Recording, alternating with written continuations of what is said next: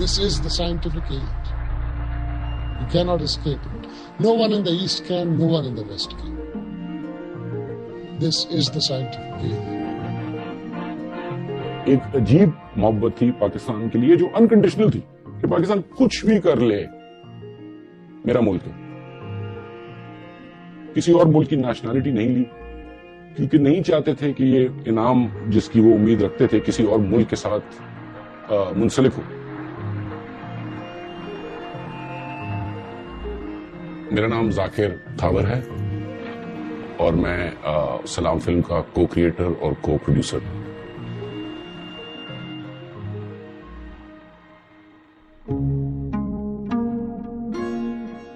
والد کو خواب آیا تھا کہ تمہارے گھر بیٹا ہوگا, اس کا نام رکھنا عبدالسلام. یہ بچہ ہے وہ بہت اپنا نام روشن کرے گا.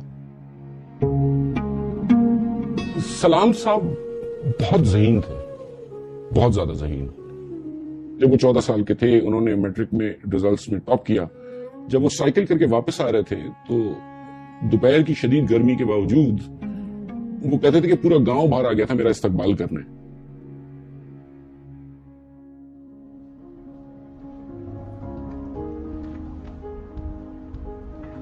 کیمبرج میں بہت کم ساؤتھ ایشین چہرے نظر آیا کرتے تھے, لیکن وہاں پر سلام کو خود یہ اندازہ ہوا. ان کے بیٹے کہتے ہیں کہ he realize how good he was.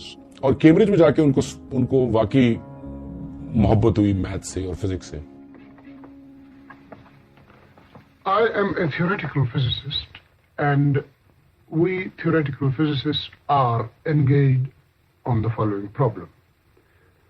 We would like to understand the entire complexity of inanimate matter in terms of as few fundamental concepts as possible. کائنات میں 4 قوتیں کار فرما ہیں جس میں ہے gravity, the electromagnetic force, the strong nuclear force اور the weak nuclear force.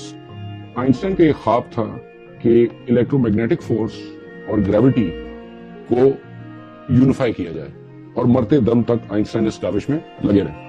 سلام اور ان کے ساتھیوں نے ویک نیوکلیئر فورس اور الیکٹرومیگنیٹک فورس کے حوالے سے یہ ثابت کیا کہ یہ 2 علیحدہ نہیں بلکہ ایک ہی بنیادی قوت کی مختلف اشکال ہیں. اور اس کام کا نام ہے الیکٹرو ویک یونیفیکیشن, اور 1979 کا جو نوبیل پرائز تھا فار فزکس وہ دیا گیا ڈاکٹر عبدالسلام, شیلڈن گلاشا اور اسٹیون وائنبرگ. ایک پاکستانی کا فزکس کی عظیم جو خواب ہے اس کی طرف ایک قدم آگے لے جانا قرۂ ارض پہ جو علم ہے اس کو بہت بہت بڑی بات ہے.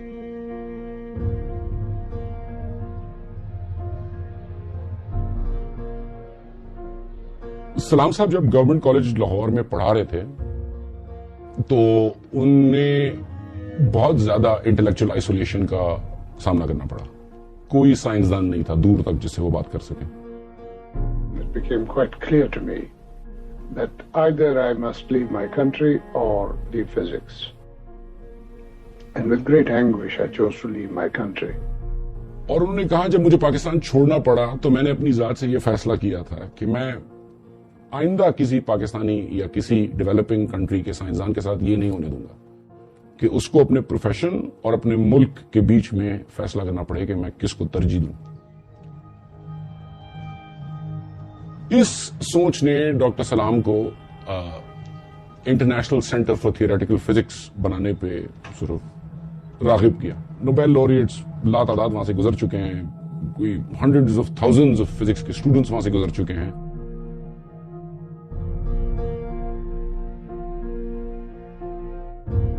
پاکستان میں تمام سائنٹیفک کاوش میں آلموسٹ تمام میں کے پیچھے ڈاکٹر عبدالسلام کا ہاتھ.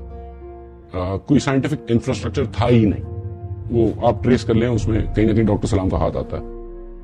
اگر نام لے تو سپارک ہو گیا, کنوپ ہو گیا, Nathia Gali summer school, I think national centre for physics Islamabad میں.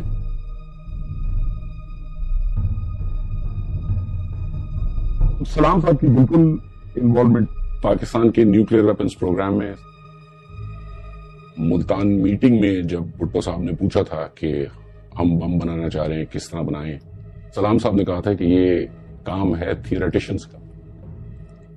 تو واضح ہے ان کا رول تھا. بعد میں جا کے انہیں لگا کہ انسانیت کے پاس یہ نہیں ہونا چاہیے، یہ برا آئیڈیا ہے.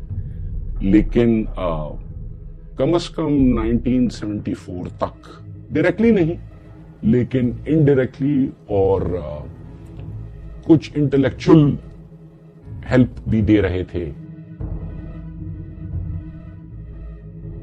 فیصلہ ہو چکا ہے کہ مسلمان وہ ہے جو قائل ہے خاتم نبوت، یہ ہے فیصلہ. اور جو اس کا قائل نہیں ہے، جو اس چیز کو نہیں مانتا، جو اس چیز کو نہیں قبول کرتا ہے، مسلمان نہیں. سپٹمبر 7 1974 سو ڈائری انٹری ایک سلام صاحب کی کہ ڈکلیئرڈ نان مسلم کی ناٹ کوپ. شدید تکلیف میں تھے، شدید تکلیف میں. The day that you declared me to be a non-Muslim, and since Pakistan was created for Muslims, you made me a second-class citizen. Resign کر دیا انہوں نے پروٹیسٹ میں. سائنس ایڈوائزر سائنسی مشیر تھے بھٹو صاحب کے.